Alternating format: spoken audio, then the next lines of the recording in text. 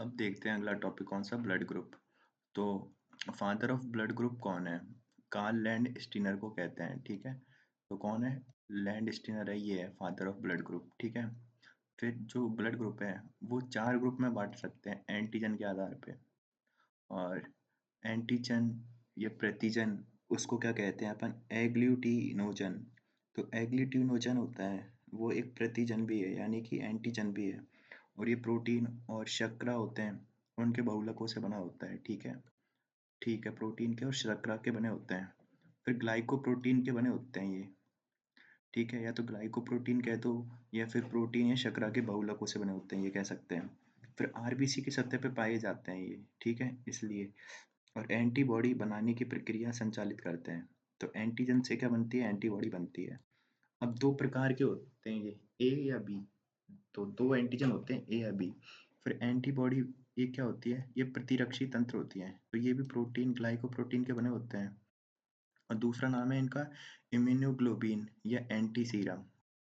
तो anti serum बोल सकते हैं, ऐसे सीरम देते हैं तो एंटी सीरम, या फिर इम्यूनोग्लोबिन ये कह सकते हैं। और ये 5 प्रकार के होते हैं, आईजीएम, आईजीई, आईजीजी, आईजीए और आईजीडी, ठीक है।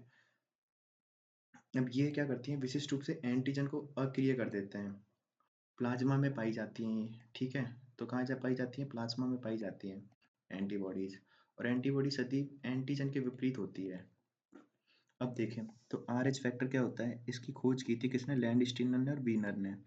और यदि एंटीजन अगर आर एच पॉजिटिव है, ठीक है, तो अपन बोलेंगे कि कोई ब्लड ग्रुप पॉजिटिव है। और अगर आर एच नेगेटिव है, मतलब नेगेटिव कुछ नहीं होता, उस पर एंटीजन ही नहीं है। अगर एंटीजन नहीं है तो आर एच नेगेटिव बोलेंगे, कोई ब्लड ग्रुप नेगेटिव है। पर उसमें पॉजिटिव है, एंटीजन है, तो उसको आर एच पॉजिटिव बोल देंगे, ठीक है। अब देखते हैं अपन, जैसे कि ब्लड ग्रुप ए है, तो इसमें एंटीबॉडी तो बनेगी बी और एंटीजन होगा ए। फिर जैसे ब्लड ग्रुप ए बी है, ब्लड ग्रुप बी है, तो इसमें एंटीजन तो होगा कौन सा? बी, और एंटीबॉडी बनेगी ए, ये है। तो जैसे ए वाला इसमें आएगा तो एंटीबॉडी उसको मार देगी ए वाले को, और इसमें एंटीजन होता है बी। फिर तो एंटीजन के कारण तो ब्लड ग्रुप का होता है, ठीक है। तो एंटीजन जो होता है वही ब्लड ग्रुप होता है। ए एंटीजन है, ब्लड ग्रुप ए है। बी एंटीजन है, ब्लड ग्रुप बी है। और अगर दोनों हैं, ए और बी एंटीजन दोनों हैं, तो फिर ए बी बनेगा। पर इस केस में एंटीबॉडी कोई नहीं होगी, क्योंकि विपरीत वाली बनती है। अब दोनों ही आ गए तो विपरीत में कुछ है नहीं। फिर एक होता है ग्रुप ब्लड ग्रुप ओ। अब इसमें क्या है ना, इसमें ना तो एंटीजन ए है ना बी है, तो इसमें दोनों एंटीबॉडी बन जाएंगी, ए और बी। तो अगर इसमें ए वाला भी डालेंगे तो भी अटैक कर देगा, और बी वाला डालेंगे तब भी अटैक कर देगा, यानी दोनों को एक्सेप्ट नहीं करेगा ये। अब जैसे देखते हैं ओ नेगेटिव है, तो इसमें क्या है? कोई भी एंटीजन ही नहीं है, ठीक है। ओ नेगेटिव में कोई एंटीजन नहीं है, और इसमें क्या है? एंटीबॉडी भी नहीं है, ठीक है। तो फिर क्या करेगा ये? तो ये कुछ नहीं करेगा ये, मतलब सीधी बात है, सर्वदाता हो जाएगा, मतलब यूनिवर्सल डोनर हो जाएगा। ये एंटीजन ही नहीं है इसमें कोई भी, ठीक है। फिर एक होता है ए बी पॉजिटिव, तो इसमें कोई भी एंटीबॉडी नहीं है, ठीक है, एंटीबॉडी नहीं है। तो फिर क्या होगा? तो ये किसी को भी ले सकता है, किसी से भी, ठीक है। तो ये वाली बात है इसमें। अब आगे चलें तो यूनिवर्सल डोनर तो होता है वो नेगेटिव, और यूनिवर्सल एक्सेप्टर होता है ए बी पॉजिटिव। अब आगे देखें अपन, तो आर एच पॉजिटिव वाला व्यक्ति आर एच नेगेटिव को रक्त नहीं दे सकता है, ठीक है। यानी कि पॉजिटिव ब्लड ग्रुप वाला नेगेटिव वाले को नहीं दे सकता है, सिंपल सी बात तो ये है। अब जैसे क्वेश्चन है, निम्न में से कौन सा आदान प्रदान संभव नहीं है? तो ए ए पॉजिटिव वाला ए नेगेटिव को दे सकता है क्या? अपन को पहले देखना पड़ेगा। तो ठीक है, अब बी नेगेटिव वाला बी पॉजिटिव को दे सकता है, दे सकता है, क्योंकि बी नेगेटिव का मतलब है इस पे कोई एंटीजन ही नहीं है। एंटीजन नहीं है तो हम नेगेटिव लगा देते हैं, तो बी नेगेटिव बी पॉजिटिव को दे सकता है। ओ नेगेटिव ओ पॉजिटिव ए पॉजिटिव को दे सकता है क्या? तो कैसे देखेंगे? ओ नेगेटिव है तो ये यूनिवर्सल डोनर है, तो नेगेटिव है, यानी कि इस पे कोई एंटीजन तो है नहीं, ठीक है। अब देखें, और इसमें एंटीबॉडी एंटीबॉडी भी नहीं है, ठीक है। आगे चलें अपन, फिर देखें ए बी नेगेटिव है, तो इसमें क्या है?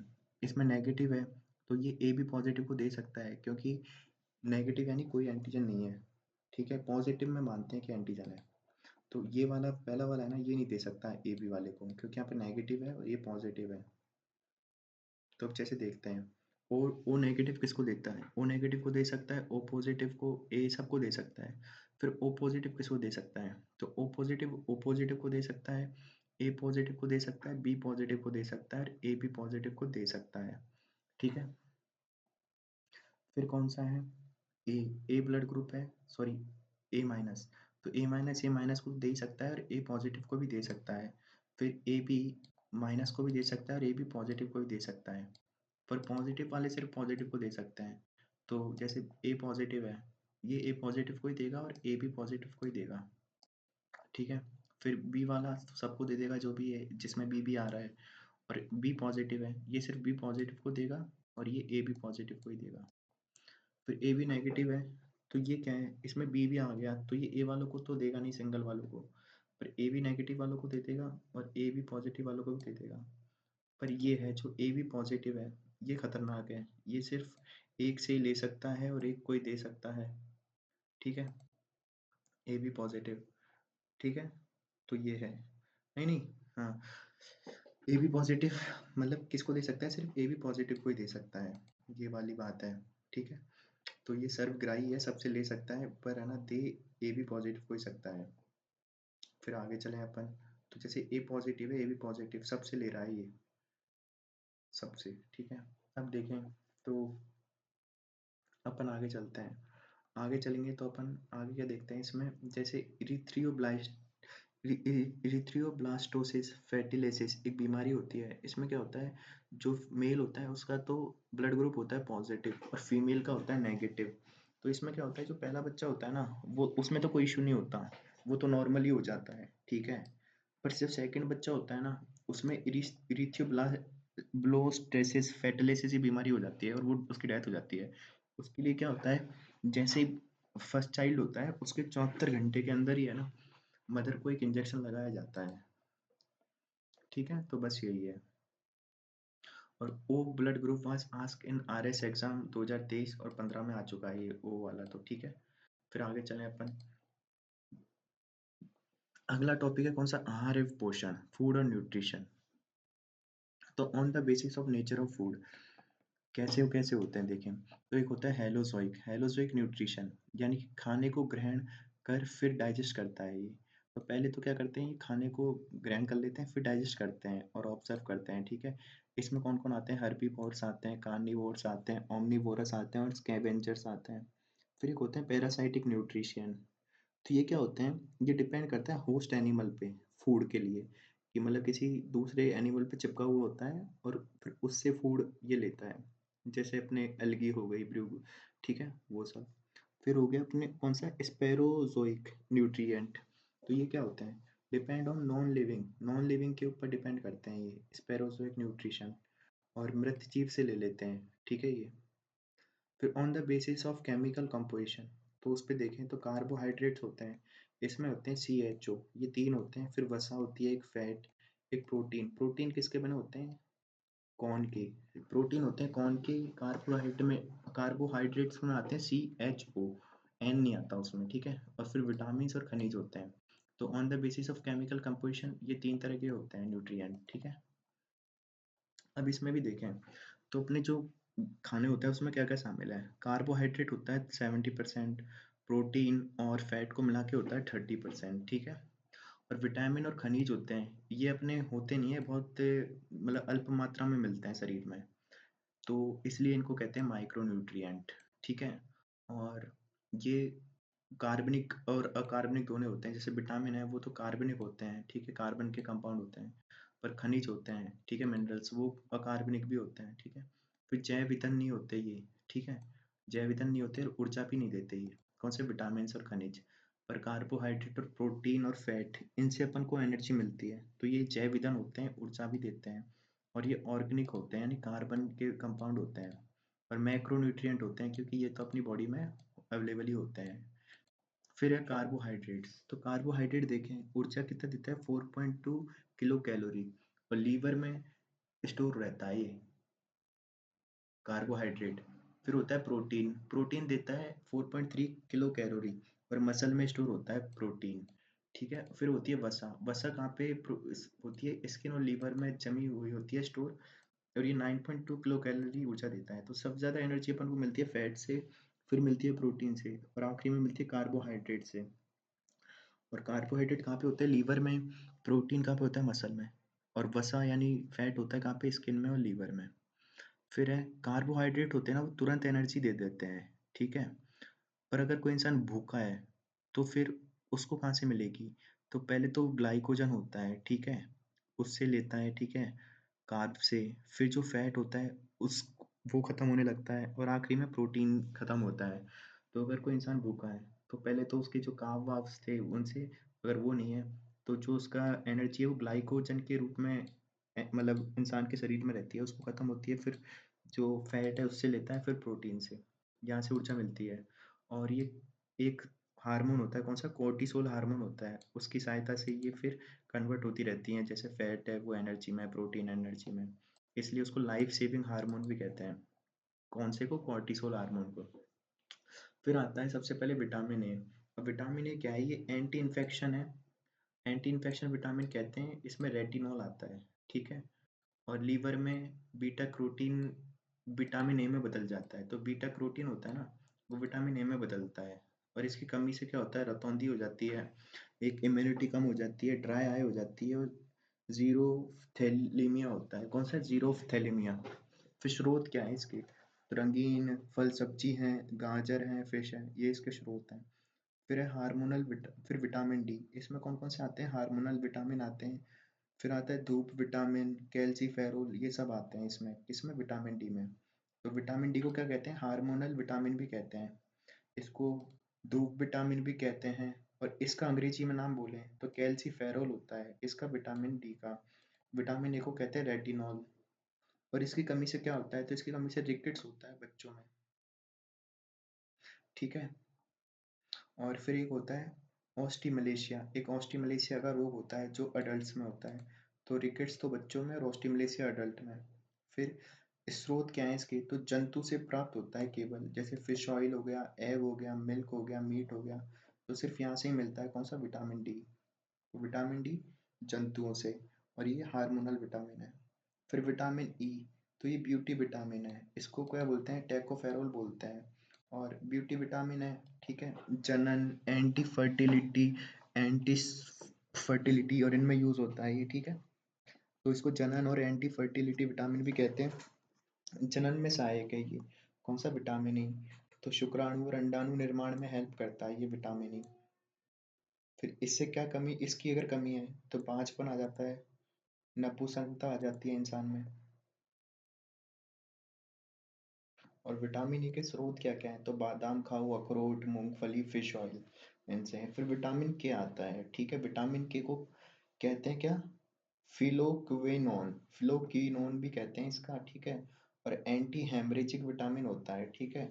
ये ब्लड क्लॉट बनाने में सहायक होता है विटामिन के। और निर्माण होता है इसका ई. बैक्टीरिया के द्वारा होता है आंत में, ठीक है। और ब्लड क्लॉट नहीं बनता अगर किसी का ये है तो, और हेमरेज हो जाता है, ठीक है। फिर विटामिन सी होता है, इसको कहते हैं एस्कॉर्बिक एसिड। और ये क्या कार्य करता है? कोलेजन प्रोटीन का निर्माण करता है जो स्किन, बोन, मसूड़ों में सहायक होता है, ठीक है।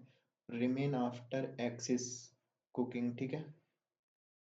और अगर ये नहीं होता है तो इसे स्कर्वी रोग हो जाता है, ठीक है, स्कर्वी। और इसका स्रोत है पादप, केवल पौधों से मिलता है विटामिन सी, जैसे सिट्रस फ्रूट, सब्जी, बाहरी परतें, सब्जी की बाहरी परतें और हरी मिर्च, तो इनसे मिलता है, ठीक है। फिर अगले हैं विटामिन बी कॉम्प्लेक्स। तो इसमें B1, B2, B3 बहुत सारे होते हैं। पहला है नाइमीन, थायमीन, सॉरी, थायमीन होता है ब्रेन, हार्ट और फंक्शनिंग के लिए काम करता है, ब्रेन और हार्ट की फंक्शनिंग के लिए। और इसकी कमी से होता है एक बेरी बेरी रोग हो जाता है, जिससे नी में पेन होता है, ठीक है। और पैरालाइज नर्व सिस्टम, तो नर्व सिस्टम को पैरालाइज कर देता है, ठीक है। फिर है एक होता है B2। तो B2 क्या है? राइबो फ्लोविल, जो भी है यार, ये तो राइबोफ्लेविन। तो B2 होता है राइबोफ्लेविन। और ये येलो विटामिन भी कहते हैं इसको। और इसकी कमी से रोग कौन से होते हैं? चियोलिसिस होता है, ब्रोकन स्किन हो जाती है, क्रैकिंग हो जाती है at the corner of mouth, ठीक है। फिर एक B3 होता है, B3 नियासिन होता है, इससे पेलेग्रा रोग होता है, प्लेग्रा। प्लेगरा में क्या होता है, डिमेंशिया, डायरिया और डर्माटाइटिस, ठीक है। तो ये तीन रोग एक साथ होते हैं, उन्हें कहते हैं 3D प्लेगरा, डिमेंशिया, डायरिया और डर्माटाइटिस, ठीक है। ये है। और मक्का के अधिक सेवन से भी होता है ये, ठीक है। फिर आगे चलें अपन। एक है कौन सा, पेंटाविनिक एसिड। तो B5 को कहते हैं पेंटाविनिक एसिड, और इससे होता है burning foot syndrome, burning foot syndrome हो जाता है इसकी कमी से। फिर एक है V6, इसको कहते हैं पायरिडॉक्सिन, पायरिडॉक्सिन, इससे एनीमिया होता है। फिर B7 है बायोटीन, बायोटीन विटामिन एच कहते हैं, हेयर और हेयर विटामिन भी कहते हैं इसको, हेयर ग्रोथ में काम करता है बायोटीन। फिर फॉलिक एसिड होता है एक B9, इसकी कमी से एनीमिया होता है। फिर एक होता है B12 साइनो कोबालोमाइन, ठीक है, कोबाल्ट की उपस्थिति होती है इसमें, और कमी से इससे क्या होता है, मेगाब्लास्टिक एनीमिया या फिर परनीसियस एनीमिया हो जाता है।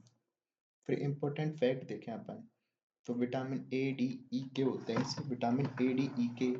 और विटामिन A D K क्या होते हैं, फैट सॉल्यूबल है, स्टोर होते हैं लीवर में, ठीक है। और ऑर्गेनिक सॉल्वेंट में भी सॉल्युबल होते हैं ये, ठीक है। तो स्टोर कहाँ पे होते हैं, लीवर में। फिर विटामिन C और B, ये वाटर सॉल्युबल है, बॉडी में स्टोर नहीं होते, ठीक है। तो बॉडी में स्टोर नहीं होते हैं ये। और अपवाद में आते हैं B12 जो लीवर में संग्रहित होता है, ठीक है। फिर होता है विटामिन बी, सर्वाधिक हीस्ट या खमीर में पाया जाता है विटामिन बी। और सभी विटामिन मेटाबॉलिक एक्टिविटी को रेगुलेट करने के काम करते हैं। फिर विटामिन B15 है, ये क्या है, इसको कहते हैं पेनागमिक एसिड होता है। विटामिन B17 होता है अमाय, जो भी है यार, अभी वाटरमेलन में मिलता है, कैंसर के उपचार में यूज होता है, ठीक है। और इसको कहते हैं एमीगैडलिन, एमीगैडलिन होता है विटामिन B17। और अनदर नेम है इसका एंटी कार्सियोजेनिक विटामिन। तो विटामिन B17 से कार्स मतलब कैंसर की बीमारी नहीं होती। B17 से 17 से खतरा खतरा से बचाता है। फिर आते हैं मिनरल्स, मिनरल्स में होता है कि Fe, ये हीमोग्लोबिन निर्माण में काम आता है, हीमोग्लोबिन निर्माण में, ठीक है। आयरन हीमोग्लोबिन निर्माण में काम आता है, टिश्यू में ऑक्सीडेशन करता है ये, ठीक है। फिर एक होता है I2, तो ये थायरोक्सिन हार्मोन निर्माण में काम आता है। फिर होता है Ca, ये मांसपेशी संकुचन में और ब्लड क्लॉट में काम आता है, ठीक है। फिर एक होता है कोबाल्ट, तो विटामिन B12 का निर्माण करने में आता है, और आरबीसी सिंथेसिस में भी काम आता है, कौन सा, कोबाल्ट। और कैल्शियम मांसपेशी संकुचन में और ब्लड क्लॉट में। फिर एक होता है Na, सोडियम, तो NaCl के रूप में लिया जाता है, तंत्रिका तंत्र के कार्य करता है, और परासारणीय दाब हेतु यूज होता है। फिर एक होता है पोटेशियम, ये तंत्रिका तंत्र के कार्य में काम आता है। फिर एक होता है फॉस्फोरस, तो कैल्शियम के साथ जुड़कर हड्डी मजबूत करता है, कौन, फॉस्फोरस। फिर एक होता है सेलेनियम, सेलेनियम एंटीऑक्सीडेंट है, ठीक है। फिर एक होता है जेड एन भी जिंक, तो जिंक भी एंटीऑक्सीडेंट है और इंसुलिन निर्माण में काम आता है Zn। फिर आते हैं कुछ प्रोटीन, प्रोटीन को कैसे याद रखेंगे, कौन करके कहते हैं, कौन। तो कौन होते हैं ना, वो प्रोटीन होते हैं। प्रोटीन शब्द सर्वप्रथम यूज किया था जैकब, जैकब वेरीजिलियस ने किया था।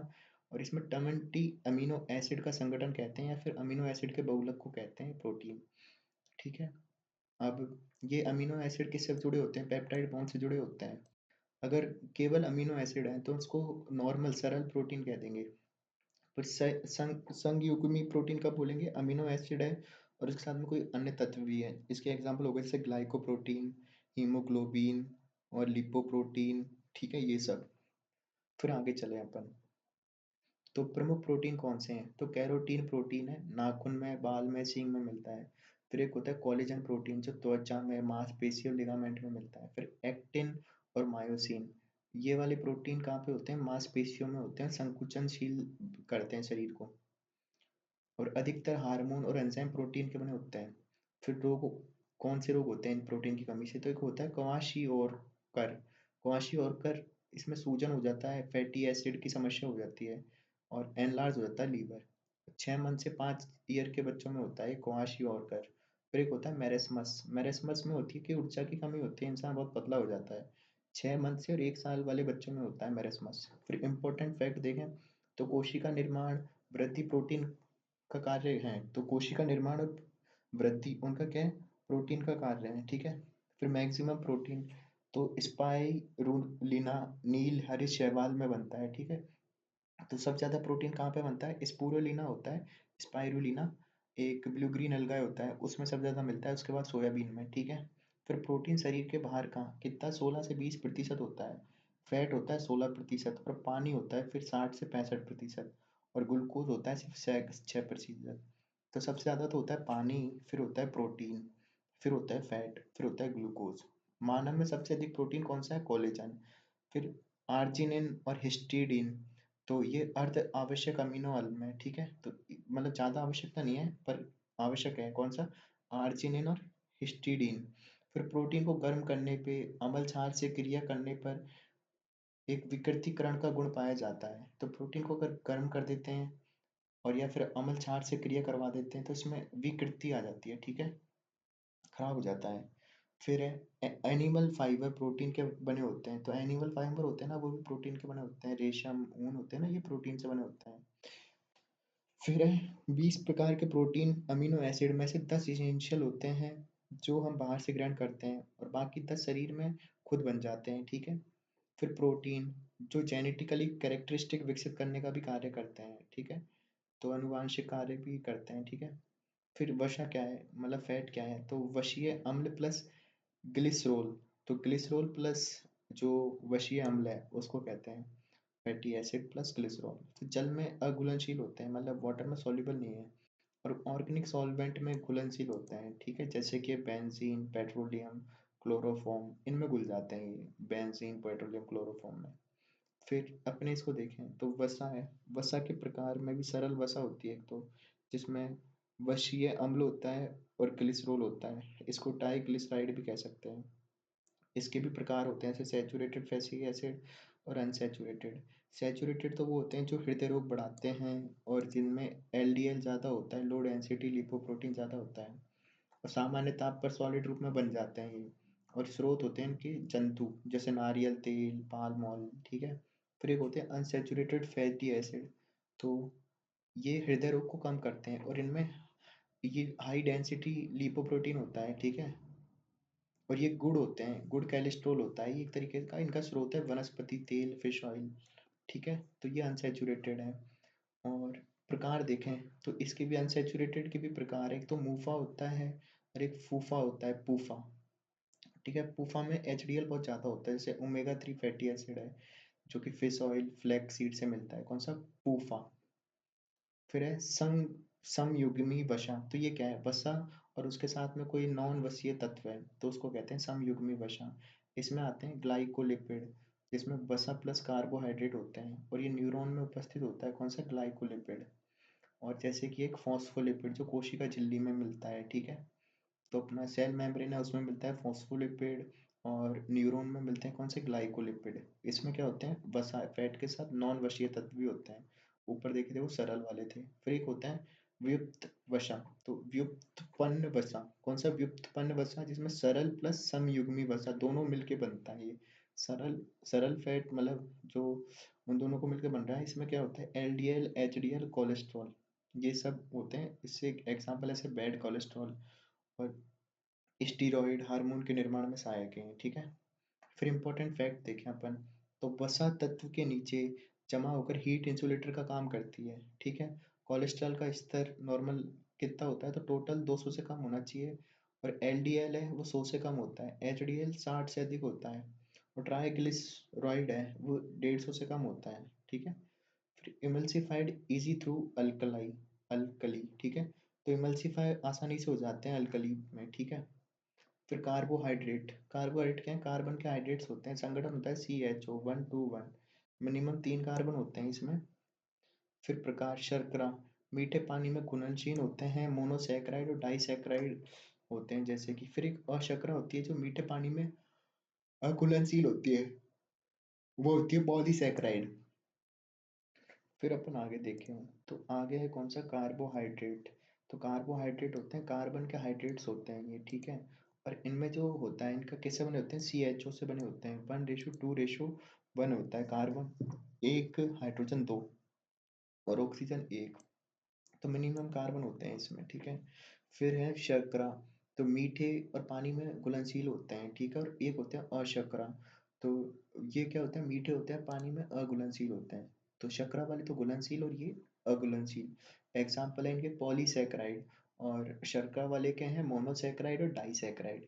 फिर मोनोसैकेराइड जो जल में अपघटन नहीं होता, 3 से 7 कार्बन के होते हैं, जैसे कि इसमें आते हैं ट्राइओस और टेट्रोस, पेंटोस, हेक्सोस, हेप्टोस। ठीक है।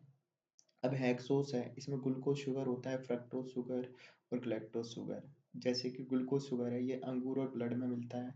फिर फ्रक्टोज होता है फ्रूट और हनी में। और जो ग्लैक्टोज शुगर होता है, ये ब्रेन शुगर भी कहते हैं इसको, या फिर डेयरी प्रोडक्ट्स में मिलता है ये। ठीक है। ब्रेन शुगर भी होता है ग्लैक्टोज। ठीक है। फिर है कौन सा, डाइसैकेराइड। तो जल अपघटन पे 2 मोनोसैकेराइड बनते हैं। तो जब ये जल के साथ करते हैं ना, तो 2 मोनोसैकेराइड बनते हैं इनसे, डाइसैकेराइड से। और 2 मोनोसैकेराइड ग्लाइकोसिडिक बंध से जुड़े होते हैं ये। ठीक है। जैसे कि सुक्रोज, सुक्रोज होते हैं ग्लूकोज प्लस फ्रक्टोज, इनसे बनता है गन्ना, ये गन्ने में मिलता है। ठीक है। और टेबल शुगर, किचन शुगर और इनवर्स शुगर भी होता है इस सुक्रोज। ठीक है। तो सुक्रोज है ग्लूकोज प्लस फ्रक्टोज से। फिर मेल्टोस, मेल्टोस क्या होते हैं, ये ग्लूकोज प्लस ग्लूकोज से बने होते हैं, और ये इनको माल्ट शुगर भी कहते हैं। फिर है लैक्टोज, लैक्टोज क्या है, ग्लूकोज प्लस ग्लैक्टोज। गैलेक्टोज होता है ना, ये मिल्क, ये इससे क्या बनता है इन दोनों से, मिल्क शुगर। तो लैक्टोज तो होता है मिल्क शुगर, माल्टोज होता है माल्ट शुगर। सुक्रोज होता है कौन सा, जो गन्ने में मिलता है, या फिर किचन शुगर। ठीक है। सुक्रोज के क्या होते हैं, ग्लूकोज प्लस फ्रक्टोज। माल्टोज में होता है ग्लूकोज प्लस ग्लूकोज। और लैक्टोज में होता है ग्लूकोज प्लस गैलेक्टोज। फिर पॉलीसैकेराइड होते हैं, तो ये कई मोनोसैकेराइड का निर्माण करते हैं जल के साथ अपघटन पे। जैसे कि स्टार्च, स्टोरेज पॉलीसैकेराइड होता है, प्लांट का ग्लूकोज इसी रूप में संग्रहित होता है। ठीक है। और स्रोत होते हैं इसके गेहूँ, आलू, चावल। फिर ग्लाइकोजन, जंतु स्टार्च होता है ग्लाइकोजन, एनिमल में ग्लूकोज का संग्रहण होता है इसमें। ठीक है। फिर सेल्यूलोज, सेल्यूलोज क्या है, प्लांट की सेल वॉल में मिलता है, और प्लांट फाइबर में मिलता है, कपास, जूट में। फिर इंसुलिन, इंसुलिन के उदाहरण जैसे हेपरिन, ये एंटी कोगुलेंट है। और एक है काइटिन, इंसेक्ट का कंकाल। ठीक है। फिर इंपॉर्टेंट फैक्ट देखें, तो मोनोसैकेराइड और डाइसैकेराइड दोनों रिड्यूसिंग शुगर है। ठीक है। और अपवाद है सुक्रोज। फिर सुक्रोज प्लस पॉलीसैकेराइड, ये दोनों नॉन रिड्यूसिंग शुगर है। और कृत्रिम शर्करा, ठीक है, ये क्या है, जैसे एस्पार्टम है, सुक्रालोज है, सैक्रीन है, एलिटैम है, स्टीविया है और नियोटैम है।